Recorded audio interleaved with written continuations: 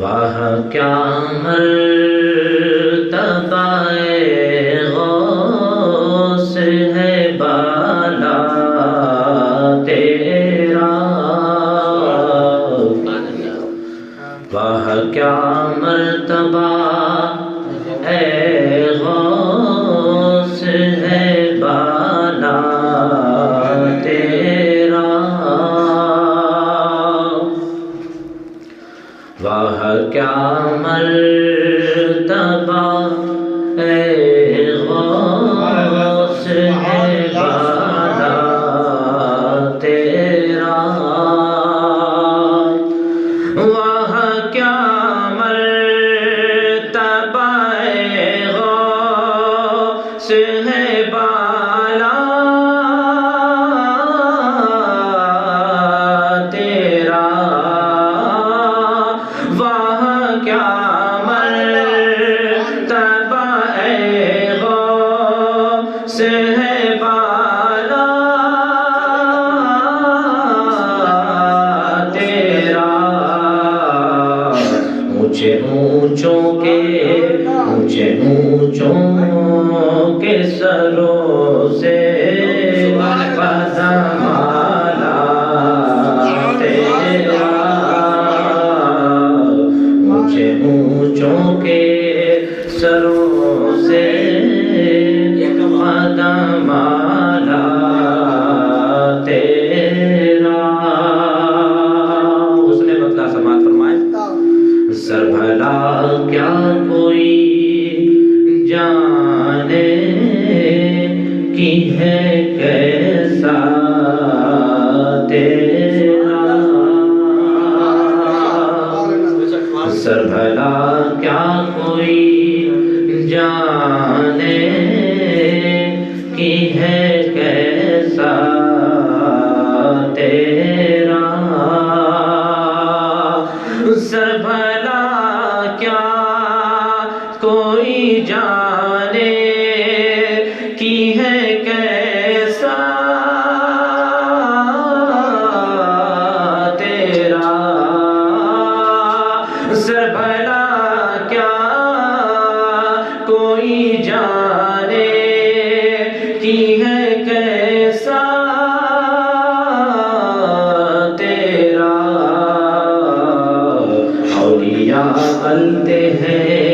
اولیاء ملتے ہیں آنکھیں وہ ہے تلوار تیرا، اولیاء ملتے ہیں آنکھیں وہ ہے تلوار تیرا، ایک شعر اور عقیدے کا سماعت فرمائے، اور غوث اعظم کی نسبت کا کمال بھی دیکھیں کہ جس کو سرکار غوث اعظم سے نسبت ہو جاتی ہے وہ زمانے کو خاطر میں نہیں لاتا، پھر سامنے کتنی ہی بڑی طاقت کیوں نہ ہو اسے کوئی خوف نہیں ہوتا، اور کبھی اللہ نہ کرے موقع پڑے تو کتنی ہی مشکل ہو سرکار غوث پاک کو سچے دل سے یاد کر کے دیکھنا، انشاءاللہ وہ مشکلیں فوراً دفع ہو جائیں گی۔ کیا دبے جس پہ حمایت کا ہو پنجہ تیرا، وہ کیا دبے غوث اعظم جس پر آپ کی حمایت کا پنجہ ہو، اسے دبنے کی، زمانے سے ڈرنے کی کیا ضرورت ہے، کیا دبے جس پہ حمایت کا ہو پنجہ تیرا، کیا دبے جس پہ حمایت کا ہو پنجہ تیرا، کیا دبے جس پہ حمایت کا ہو پنجہ تیرا، شیر کو خطرے میں لاتا نہیں ہوتا تیرا، شیر کو خطرے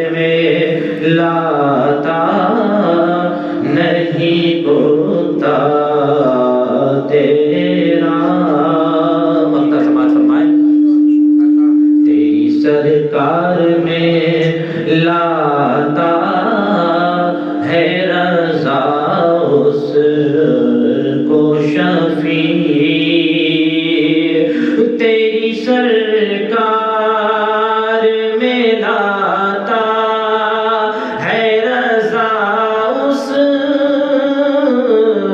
کو شفیع، تیری سرکار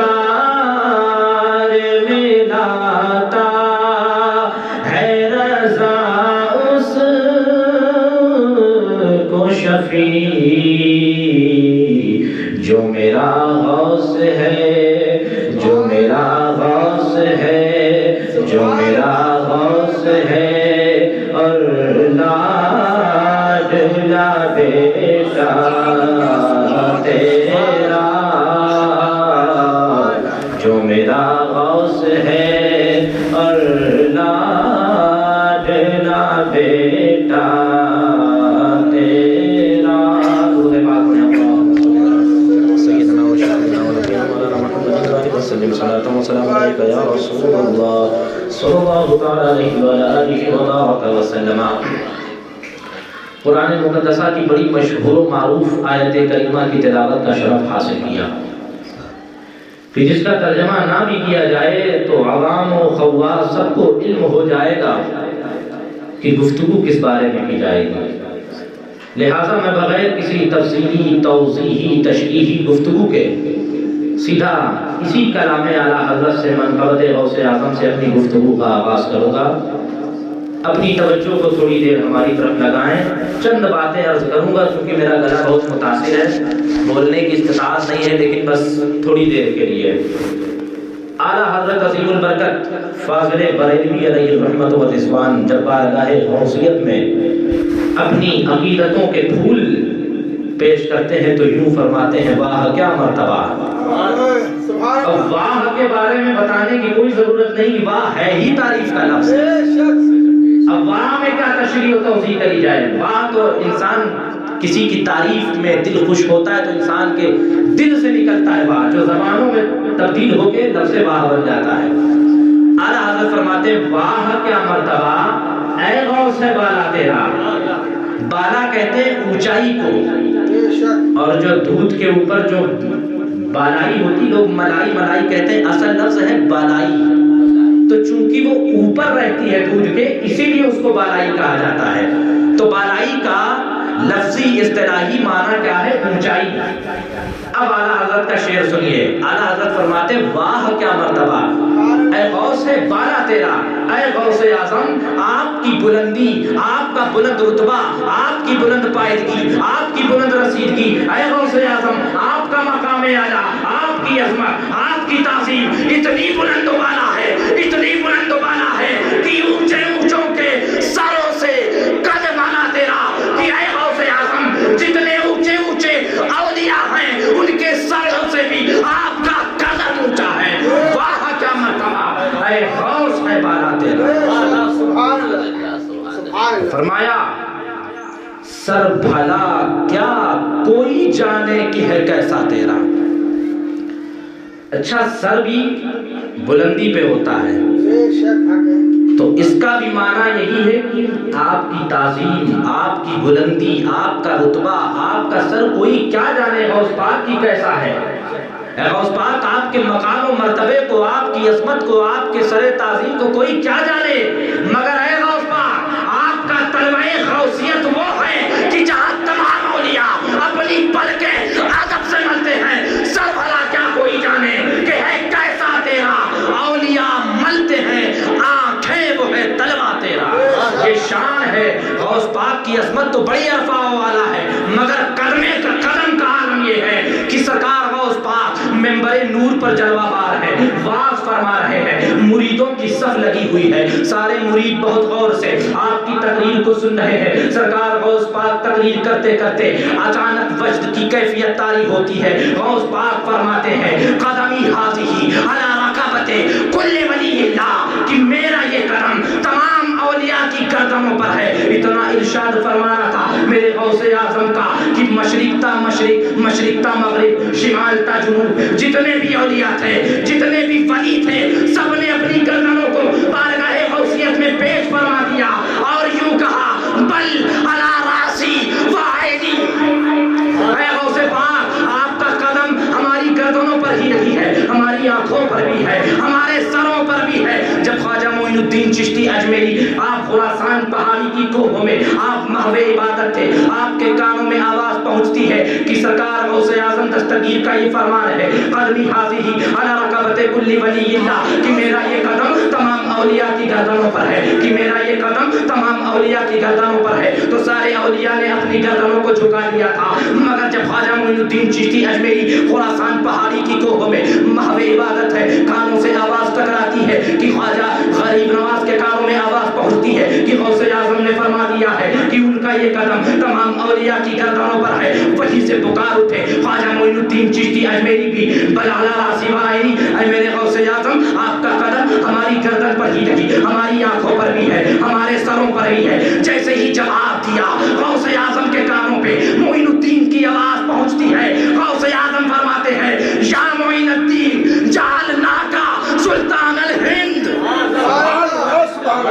اے معین الدین تیرا ادب یہ عبد القادر نے دیکھ لیا، تیری شان عبد القادر نے دیکھ لیا، تیرا مقام عبد القادر نے دیکھ لیا، اے بیٹا معین الدین جا، یہ عبد القادر تجھے ہندوستان کا بادشاہ بناتا ہے۔ سبحان اللہ، یہ شان ہے غوث اعظم کی کہ ہندوستان کی ولایت بھی عطا کر دیا، ہندوستان کی بادشاہت بھی عطا کر دیا۔ حضرات گرامی، یہ تو اس وقت کی بات ہے جب سرکار غوث اعظم کے زمانے کے اولیاء تھے، چاہے دنیا کے کسی بھی خطے میں ہو، جن کے کانوں میں آواز پہنچی، سارے اولیاء نے اپنی گردنوں کو جھکا دیا، سارے اولیاء نے اپنے سر تعظیم و تسلیم کو بارگاہ غوثیت میں خم کر دیا۔ مگر غوث پاک کے توجہ سے سنیں، غوث پاک کے زمانے سے 200 برس پہلے اسی بغداد کی سرزمین پر حضرت جنید بغدادی ہے، سبحان اللہ، جو سلسلہ در سلسلہ سرکار غوث پاک کے دادا پیر تک پہنچتا ہے، سبحان اللہ۔ وہ جب سرکار جنید بغدادی ہے، اپنے ممبر پر تشریف فرما ہے، خطاب فرما رہے ہیں، سارے مرید بیٹھے ہوئے ہیں، غوث پاک کا زمانہ نہیں ہے، 2 سال کے بعد غوث پاک آنے والے تھے،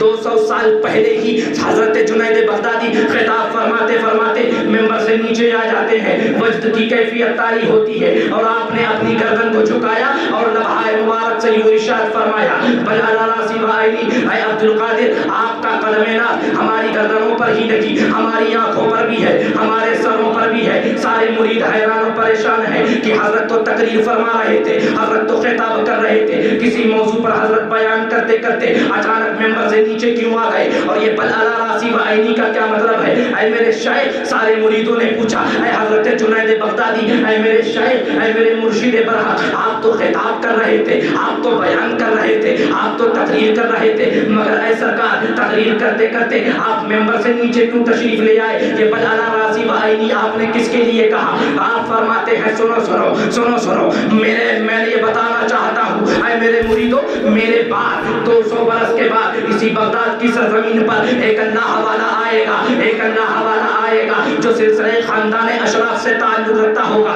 جو سادات گھرانے کا ہوگا، جس کا نام عبد القادر ہوگا۔ وہ جب ممبر پر چڑھے گا تو اس کی زبان سے یہ اعلان ہوگا سارے اولیاء کے گردنوں پر کہ میرا قدم تمام اولیاء کی گردنوں پر ہے۔ سنو، تم میں سے جو بھی زندہ رہے، اس وقت جو بھی حیات رہے، تو جنید بغدادی کی اس بات پہ گواہ ہو جانا کہ عبد القادر 200 برس بعد آنے والے تھے، مگر جنید بغدادی نے 200 برس پہلے ہی اپنے سر کو بارگاہ غوثیت میں جھکا دیا اور فرما دیا، بلالا راسی وائنی، کہ اے عبد القادر آپ کا قدم ہماری گردن پر نہیں، ہماری آنکھوں پر بھی ہے، ہمارے سروں پر بھی ہے۔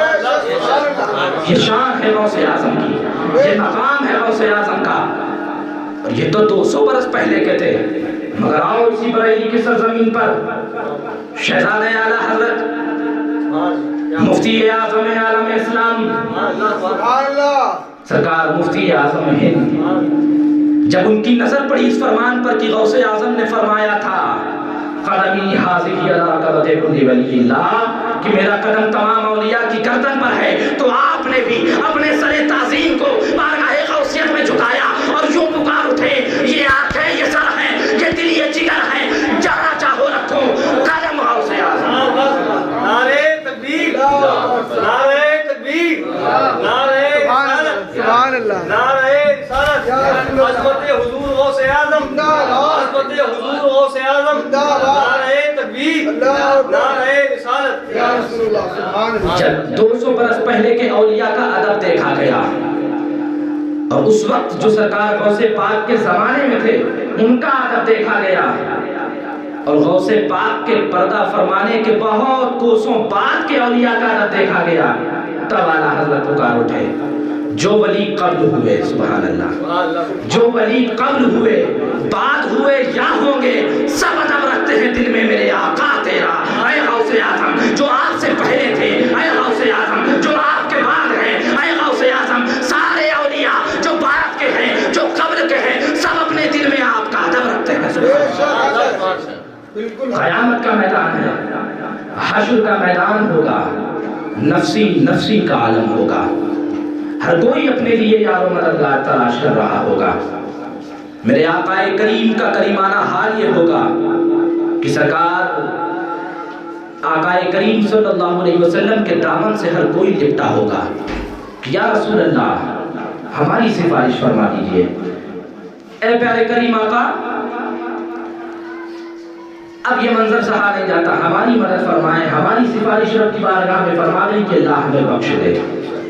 بلا تشبیہ و بلا تمثیل گویا عالم یہ ہوگا کہ جیسے کوئی روپیہ پیسہ لٹانے والا روپیہ لٹا رہا ہو اور منگتے اس کے دامن سے لپٹے ہو، کبھی کوئی دائیں سے آئے گا کوئی بائیں سے آئے گا کہ روپیہ ہمیں مل جائے، پیسہ ہمیں مل جائے۔ بلا تشبیہ و بلا تمثیل قیامت کے میدان میں بروز محشر نبی کونین کا کریمانہ حال یہ ہوگا کہ سارے غلام نبی کونین کے دامن سے لپٹے ہوں گے، یا رسول اللہ ہمارے لیے سفارش فرما دیجئے، یا نبی اللہ ہمارے لیے سفارش فرما دیجئے۔ اعلیٰ حضرت فرماتے ہیں کہ اللہ کی بارگاہ میں تم نبی کونین کو اپنا سفارشی پیش کرو گے، لیکن نبی کی بارگاہ میں تم اپنا سفارشی کسے پیش کرو گے؟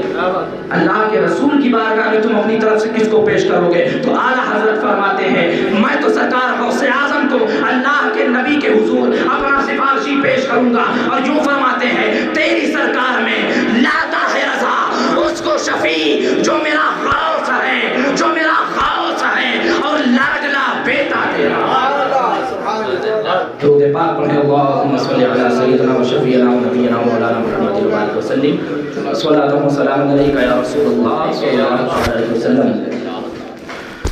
حضور سیدی سرکار غوث اعظم رضی اللہ تعالی عنہ کی جب ولادت باسعادت ہوئی تو اور بچے جب پیدا ہوتے ہیں تو روتے ہوئے پیدا ہوتے ہیں، مگر اللہ تبارک و تعالی نے اس شیطان کی نظر سے اور اس کی تکلیف سے غوث اعظم کو محفوظ پیدا فرمایا کہ جس کی تکلیف سے بچے رو اٹھتے دنیا میں پیدا ہوتے ہی، اللہ نے محفوظ فرمایا۔ سرکار غوث پاک کی جب ولادت ہوئی سبحان اللہ مسکراتے ہوئے دنیا میں تشریف لائے، آپ کے گھر میں عورتوں کا مجمع لگا ہوا تھا، آپ کی والدہ فاطمہ ام الخیر کو لوگ مبارکباد دے رہے ہیں، اے فاطمہ مبارک ہو تیرے گھر بڑا حسین و جمیل بچہ پیدا ہوا ہے، بڑا خوبصورت بچہ پیدا ہوا ہے، اے فاطمہ ام الخیر آج تک کہ ہمارے قصبے میں کسی عورت نے اتنا حسین و جمیل بچہ نہیں پیدا کیا ہے، سبحان اللہ، اے فاطمہ ام الخیر مبارک ہو، بڑا حسین و جمیل بچہ تیرے گھر تشریف لایا ہے۔ جو عورتوں کے بچے رویا کرتے تھے وہ اپنے بچوں کو لے کر سرکار غوث پاک کے گھر میں تشریف لے آیا کرتی تھی، اور جیسے ہی وہ روتے ہوئے بچے سرکار غوث اعظم کے چہرے کو دیکھتے تھے، سرکار غوث پاک کے چہرے کا کمال ایسا تھا کہ روتا ہوا بچہ سرکار غوث پاک کے چہرے کو دیکھتا تھا تو مسکرانے لگتا تھا، سبحان اللہ۔ پورے گاؤں میں یہ بات پھیل گئی، اب اگر کسی کا بھی بچہ روتا تو سب لوگ کہہ اٹھتے تھے کہ لے جاؤ عبد القادر کے گھر لے کر چلے جاؤ، اس لیے کہ عبد القادر کا چہرہ جیسے ہی روتا ہوا بچہ دیکھے گا تو اس کے چہرے پر مسکراہٹ آ جائے گی، اس کا بچہ مسکرانے لگے گا۔ ماں کی گود میں ہے سرکار غوث پاک مگر روتے ہوئے بچوں کا علاج کر رہے ہیں، سبحان اللہ، روتے ہوئے بچوں کو ہنساتے ہوئے بھیج رہے ہیں، سبحان اللہ۔ یہ شان ہے آپ کے والد حضرت صالح، صبح کا وقت ہے، مسکراتے ہوئے خوشی کے عالم میں مسرور ہو کر چلے جا رہے ہیں۔ لوگوں نے پوچھا اے حضرت صالح آپ کی خوشی کا عالم کیا ہے، آپ اتنا خوش کیوں ہیں، آپ اتنا مسرور کیوں ہیں؟ آپ نے جواب دیا میری خوشی ایک تو یہ ہے کہ میرے گھر میرا بیٹا پیدا ہوا ہے جس کی خوشی میں مسکرا رہا ہوں، اور دوسری خوشی کا عالم یہ ہے کہ کل رات میں نے خواب دیکھا تھا اور خواب میں نے اپنے آقا کریم صلی اللہ علیہ وسلم کی زیارت کری، سبحان اللہ۔ اب غور کرتے چلو، اور فرماتے ہیں کہ میں نے اپنے پیارے کریم آقا کی زیارت کرا خواب میں، اور یہ بات سچ ہے کہ میرے آقا نے حدیث پاک میں فرمایا کہ من رآنی رآنی فی المنام فقد رآنی فإن الشیطان لا یتمثل فی صورتی، اس لیے کہ میرے آقا نے فرمایا ہے کہ جس نے خواب میں مجھ کو دیکھا فقد رآنی، بے شک اس نے مجھ کو ہی دیکھا ہے، فإن الشیطان لا یتمثل فی صورتی، اس لیے کہ شیطان کو اتنی قوت نہیں ہے کہ وہ میری صورت اختیار کر سکے، شیطان میری صورت میں متمثل نہیں ہو سکتا۔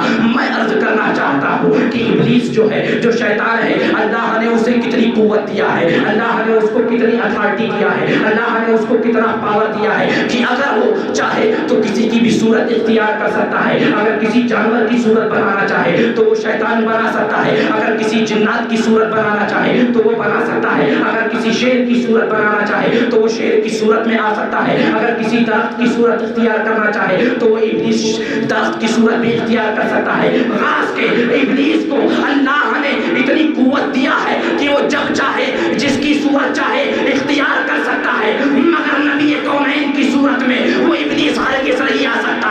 میں کہنا چاہتا ہوں کہ اتنی قوت کے بعد، اتنے پاور کے بعد وہ ابلیس نبی کی صورت نہ بنا سکے، نبی کی طرح نہ ہو سکے۔ یہ گستاخ وہابی، یہ دیوبندی، یہ دجال، یہ ندوہ والے، ان کی حیثیت کیسے ہوئی جو نبی کو اپنی طرح بشر کہہ رہے ہیں؟ ارے یہ تو اپنے باپ ابلیس سے بھی 10 قدم آگے بڑھ گئے۔ معاذ اللہ رب العالمین۔ نعرہ تکبیر، نعرہ رسالت، اختیار غوث پاک، نعرہ تکبیر، اللہ اکبر، سبحان اللہ، سبحان اللہ۔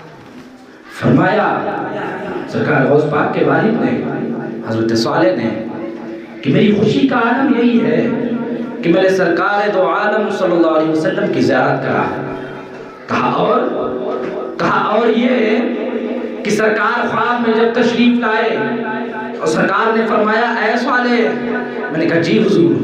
کہا بیٹا جو تیرے گھر بچہ پیدا ہوا ہے وہ کوئی اور نہیں، میرا روحانی لاڈلا بیٹا ہے۔ سبحان اللہ، یہ شان ہے غوث اعظم کی کہ عورتیں بھی گھروں میں مبارکباد دیں اور آپ کے والد کو نبی کونین مبارکباد پیش کریں اور یوں بتائیں کوئی اور نہیں، میرا لاڈلا روحانی بیٹا ہے۔ اعلیٰ حضرت نے اسی طرف اشارہ کیا، جو میرا غوث ہے، جو میرا غوث ہے اور لاڈلا بیٹا تیرا۔ سبحان اللہ۔ وقت گزرتا گیا، تقریباً 2 یا 2.5 سال کی برس کی عمر ہے سرکار غوث پاک کی۔ آپ کے والد ماجد حضرت صالح بڑے مسرور ہیں کہ آج میرے بیٹے کی بسم اللہ خوانی کی رسم ہوگی، آج میرے بیٹے عبد القادر کی بسم اللہ خوانی ہوگی۔ محفل سجائی گئی، مہمانوں کو بلایا گیا، دعوتیں کی گئی، آپ کو ایک متقی پرہیزگار عالم دین کی بارگاہ میں لے جایا گیا۔ سرکار غوث پاک جیسے ہی اپنے استاد کے پاس پہنچے، 2 زانوئے ادب طے کر کے بیٹھ گئے۔ استاد حیران ہے کہ جب کوئی بچہ نیا آتا ہے تو اس کو بتانا پڑتا ہے کہ بیٹا مدرسے میں ایسے بیٹھا جاتا ہے، استاد کے سامنے ایسے بیٹھا جاتا ہے،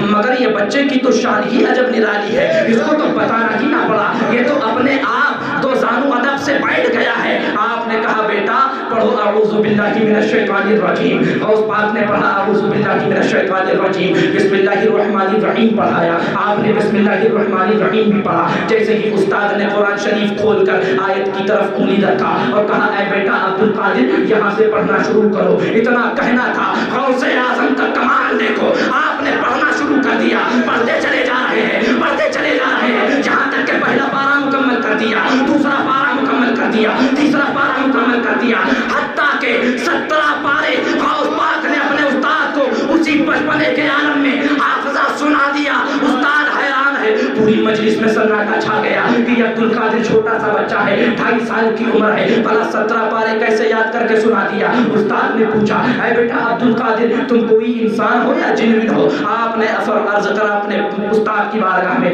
کہ اے میرے استاد میں الحمدللہ میں انسان ہوں۔ بیٹا تمہیں اتنے پارے یاد کیسے ہو گئے؟ اے بیٹا تم نے کب یاد کرا؟ آپ عرض کرتے ہیں استاد کی بارگاہ میں کہ جب میں اپنی ماں کے شکم میں تھا اور میری ماں مدت حمل میں تھی تو چونکہ اس وقت وہ 17 پارے کی حافظہ تھی، وہ روز تلاوت کرتی تھی، دوہرا کر تلاوت کرتی تھی۔ میں نے اپنی ماں کے پیٹ میں 17 پارے قرآن سن کر حفظ کر لیا تھا جو میں نے آج آپ کو سنا دیا ہے۔ یہ شان ہے غوث اعظم کی، آپ مادرزاد اولیاء ولی ہے۔ سبحان اللہ، یہ مقام ہے غوث اعظم کا۔ آپ مدرسے میں پڑھنے جانے لگے، علم حاصل کرنے لگے۔ آپ فرماتے ہیں جب میں مدرسے پڑھنے پہنچتا میرے پیچھے سے آواز آیا کرتی تھی افصحوا لی ولی اللہ، افصحوا لی ولی اللہ۔ اے لوگو اللہ کا ولی آ رہا ہے، اسے بیٹھنے کی جگہ دے دو۔ آپ نے دائیں دیکھا کوئی نظر نہیں آیا، بائیں دیکھا کوئی نظر نہیں آیا، غیب سے آواز آتی تھی۔ یہ شان ہے غوث پاک کا کہ جب مکتب و مدرسے میں پڑھنے جائیں تو اللہ کے فرشتے آواز لگا کر کہیں اے لوگوں کنارے ہو جاؤ، اللہ کا ولی آ رہا ہے، اسے بیٹھنے کی جگہ دے دو۔ سبحان اللہ۔ سرکار غوث پاک مدرسے سے لوٹے، اپنے گھر پر پہنچے، اپنی والدہ کے چہرے کو محبت سے چھوتے ہیں اور پیار سے کہتے ہیں امی، کبھی زلف مبارک کو چھوتے ہیں، پیار سے کہتے ہیں امی۔ آپ نے کہا اے بیٹا عبد القادر آج تیرا انداز بڑا نرالا ہے، اے بیٹا عبد القادر آج تیری گفتگو بڑی نرالی ہے، اے بیٹا عبد القادر کیا کہنا چاہتا ہے؟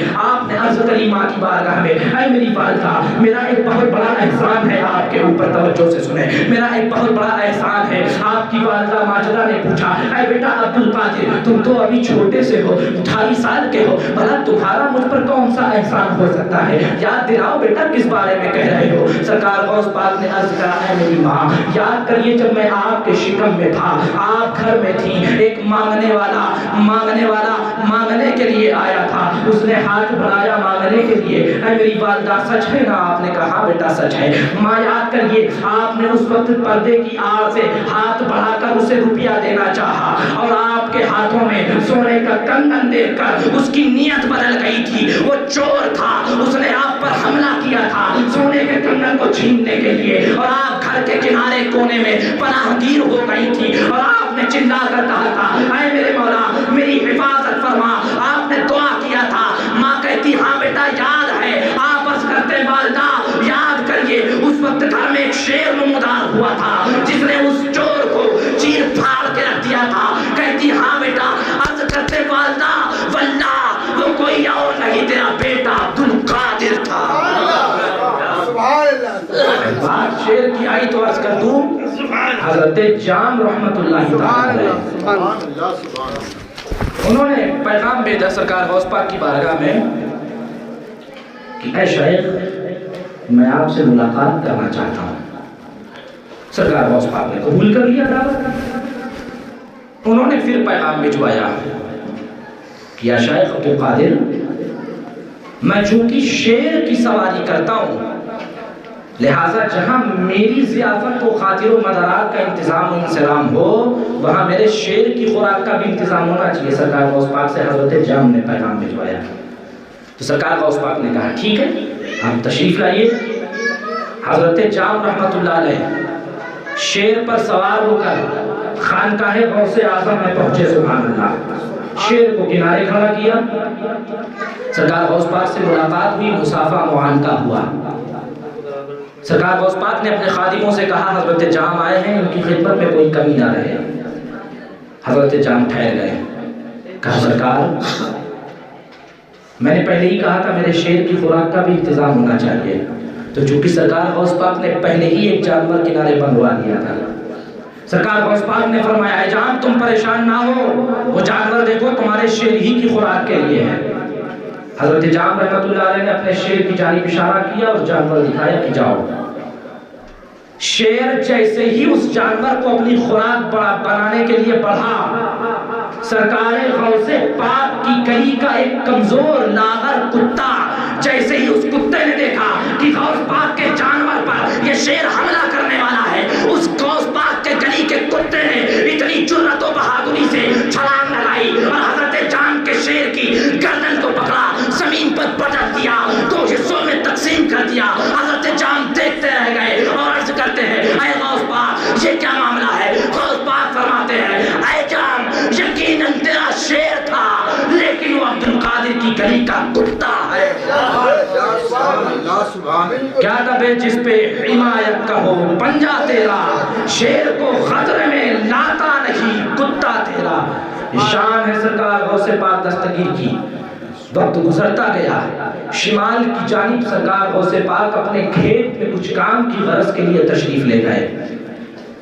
9 ذی الحجہ کی تاریخ ہے، غوث پاک نے شمالی علاقے کی طرف نظر ڈالا تو دیکھا خانہ کعبہ نظروں کے سامنے۔ سبحان اللہ، سارے حجاج کرام طواف کعبہ کر رہے ہیں، حج کر رہے ہیں۔ کیا نگاہ ہے سبحان اللہ، کہاں جیلان کی سرزمین پر بیٹھ کر خانہ کعبہ مدینہ منورہ ملاحظہ فرمانے والی نگاہ غوثیت ہم تصور بھی نہیں کر سکتے. آپ ایک روایت میں بیل ہے، ایک روایت میں گائے ہے، آپ نے اس کی دم کو اور ایک روایت میں کی کان کو پکڑا.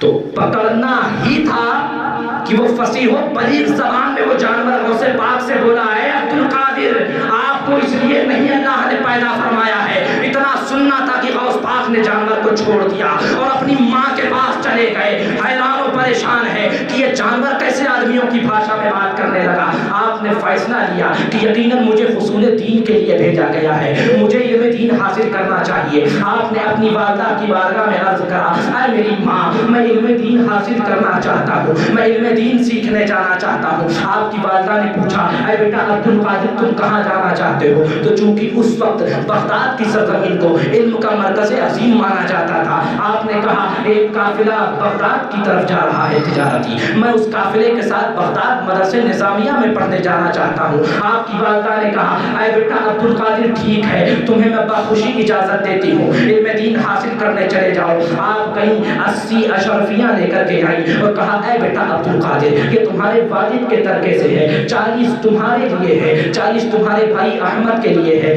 آپ نے کہا عبد القادر اپنی عبا اتارو. سرکار غوث پاک نے اپنی عبا اتار کر دیا. آپ کی والدہ نے 40 اشرفیوں کو آپ کی عبا کے اندر پیوند لگا کر سل دیا اور کہا اے بیٹا عبد القادر جب تمہیں ضرورت محسوس ہو تم ان اشرفیوں کو اپنے استعمال میں لے لینا اور اپنی حفاظت کرنا. اور آپ کو عبا پہنا دیا. چند قدم ساتھ میں چلتے چلتے اپنے شہزادے لختے جگر عبد القادر کو علم دین کے لیے رخصت کرنے کے لیے آتی ہے اور فرمایا اے بیٹا عبد القادر یہ میری آخری نصیحت اور میری آخری وصیت اپنے ذہن میں رکھنا کہ اے بیٹا دنیا میں کتنی بھی پریشانی آئے، کیسی بھی مشکلیں آ جائیں، کتنی ہی دقتوں کا سامنا نہ کرنا پڑے، مگر اے میرے لال عبد القادر تم کبھی جھوٹ نہ بولنا، تم کبھی جھوٹ کا سہارا نہ لینا، تم کبھی جھوٹ کو اپنے دامن میں جگہ نہ دینا، تم کبھی جھوٹ کو اپنے پاس پرکھنے نہ دینا، تم کبھی جھوٹ کو اپنے ارد گرد بھٹکنے نہ دینا. آپ نے اپنی ماں کے قدموں کو چوما، ہاتھوں کو چوما، دست بوسی و قدم بوسی کے بعد آپ نے عہد و پیمان لیا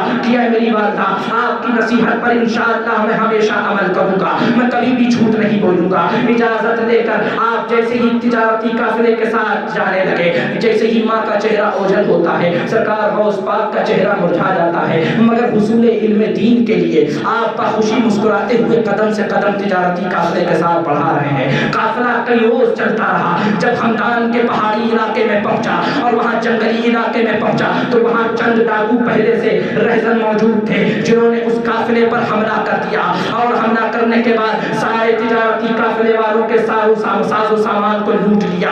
اور ایک ڈاکوؤں کا ایک ساتھی غوث پاک کے پاس آتا ہے اور پوچھتا ہے اے بیٹا تمہارے پاس کیا ہے؟ سرکار غوث پاک نے جواب دیا کہ میرے پاس 40 اشرفیاں ہیں. اس ڈاکو کے ساتھی نے سمجھا کہ یہ تو چھوٹا سا بچہ ہے، اس کے پاس اتنی اشرفیاں کہاں سے آ جائیں گی. بات کو نظر انداز کرتے ہوئے اپنے سردار کے پاس چلا گیا. سردار نے پوچھا اپنے ساتھیوں سے کیا قافلے والوں کے پاس کوئی ساز و سامان تو نہیں رہ گیا؟ تم لوگوں نے سب کا سامان لے لیا؟ ان ڈاکوؤں نے کہا ہاں سردار ہم نے سب کا سامان لے لیا، مگر وہ دیکھو ایک چھوٹا سا حسین و جمیل بچہ ہے جس سے میں نے پوچھا تو اس نے کہا 40 اشرفیاں میرے پاس ہیں. اس سردار نے کہا بچے کو بلا کر کے لاؤ. وہ ڈاکو گیا بچے کو بلا کر کے لایا. جب سرکار غوث پاک سردار کے سامنے پہنچے اب سردار نے پھر وہی سوال پوچھا اے بیٹا اے بیٹا تمہارے پاس کیا ہے؟ آپ نے جواب دیا کہ سنو میرے پاس 40 اشرفیاں ہیں. پوچھا کہاں رکھے ہو؟ اپنی عبا اتار کر رکھا. کہا یہ 40 اشرفیاں یہ دیکھو سیون توڑ کے اندر موجود ہیں. جیسے ہی ڈاکو کے سردار نے سیون کو توڑا تو 40 اشرفیاں اندر سے نکل آتی ہیں. ڈاکوؤں کا سردار حیران ہو جاتا ہے اور کہتا ہے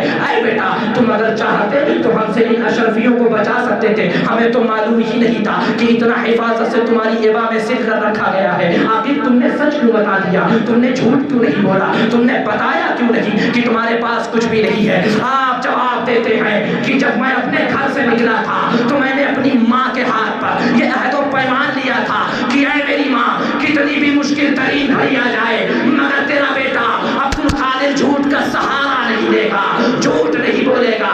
اب بتاؤ میں اپنی ماں سے کیے ہوئے وعدے کو کیسے توڑ دیتا، کیسے جھوٹ بول دیتا؟ سردار نے جب غوث پاک کا جواب سنا آنکھیں اشکبار ہو گئی اور عرض جھوٹ نہیں بولا، اس نے سچ بولا، اور ایک میں ہوں، میں نے کتنے برے برے کام کیے ہیں، میں نے کتنا جھوٹ بولا ہے۔ اس بچے غوث اعظم سے کہا اے بیٹا اپنا ہاتھ بڑھاؤ ہمیں توبہ کرا دو۔ جب سردار نے توبہ کری تو سارے ساتھیوں نے توبہ کر لیا اپنی ڈکیتیوں سے، اپنے سارے گناہوں سے۔ غوث پاک فرماتے ہیں ہم اولو من تاب علی ید عبد القادر، کہ یہ وہ گروہ ہے جس نے سب سے پہلے عبد القادر کے ہاتھ پہ توبہ کری ہے۔ سارے قافلے والوں کو ان کا سارا سامان واپس کرا دیا گیا۔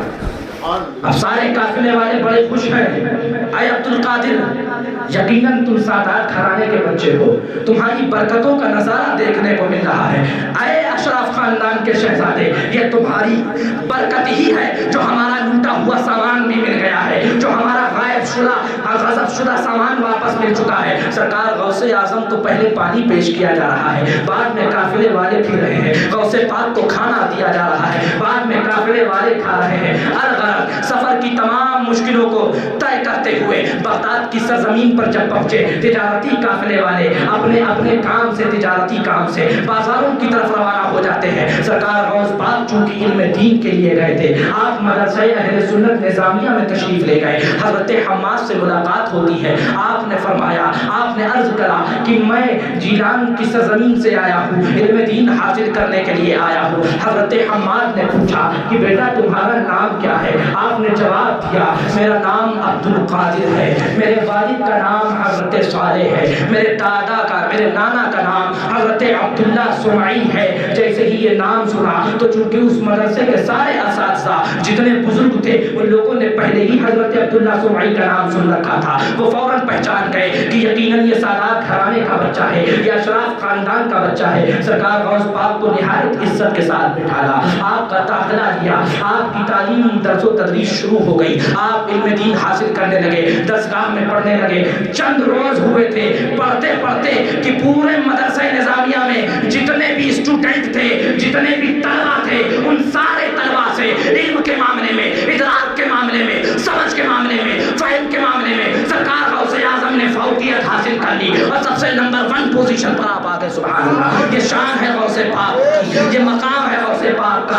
استاد درسگاہ میں نہیں آتا، کتاب سامنے موجود رکھی ہے، غوث پاک مطالعہ کر رہے ہیں، ایک ہاتھ میں قلم ہے، دوسری جانب کتاب ہے، آپ پڑھتے جا رہے ہیں، دوسرے ہاتھ سے تشریح کرتے جا رہے ہیں، آپ حاشیہ لگاتے چلے جا رہے ہیں، اور حاشیہ لگانے کے بعد کتاب کو بند کر دیا۔ استاد کی آمد ہوتی ہے، استاد نے کتاب کو پڑھانے کے لیے کھولا تو دیکھا حاشیہ بھی لگا ہوا ہے۔ استاد نے پوچھا یہ حاشیہ کس نے لکھا ہے؟ سارے طلبہ نے کہا یہ عبد القادر نے لکھا ہے۔ استاد حیران ہو جاتے ہیں اور کہہ اٹھتے ہیں اے عبد القادر تم پڑھنے آئے ہو یا پڑھانے آئے ہو؟ تم پڑھنے آئے ہو یا پڑھانے آئے ہو؟ سبحان اللہ، یہ شان ہے بچپنے کے عالم میں۔ غوث پاک کا مقام و مرتبہ ملاحظہ فرمائیے۔ سرکار غوث پاک کی والدہ نے جو سونے کے سکے دیے تھے، جو اشرفیاں دیا تھا، وہ سب ختم ہو جانے کے بعد ایک وقت ایسا بھی آیا میرے غوث اعظم بھوک کی شدت سے تڑپ رہے ہیں، اللہ اکبر، شدت بھوک سے آپ کھنڈرات کے جنگلوں کی طرف نکل جاتے ہیں۔ اور ایک وقت تو ایسا بھی آیا جب میرے سرکار غوث پاک نے علم دین حاصل کرنے کی محبت میں درختوں کے پتوں کو بھی چبا کر اپنی بھوک پیاس کو مٹایا ہے، مگر علم دین نہیں چھوڑا ہے۔ آج تھوڑی سی صعوبتوں پر، آج تھوڑی سی دقتوں پر پڑھائی چھوڑنے کا بہانہ کرنے والے غوث پاک کی زندگی کو دیکھیں اور تربیت کو دیکھیں اور ان کی زندگی کا ملاحظہ فرمائیں اور اپنے لیے شوق و ذوق پیدا کریں کہ درخت کے پتوں کو بھی چبا کر میرے غوث نے علم دین حاصل کرا ہے، نانا جان کے علم کو حاصل کرا ہے، نانا جان کی شریعت کو سیکھا ہے اور پوری دنیا میں عام کیا ہے۔ سرکار غوث پاک ایک مرتبہ کھنڈرات کے جنگلوں میں گئے، بھوک کا عالم ہے،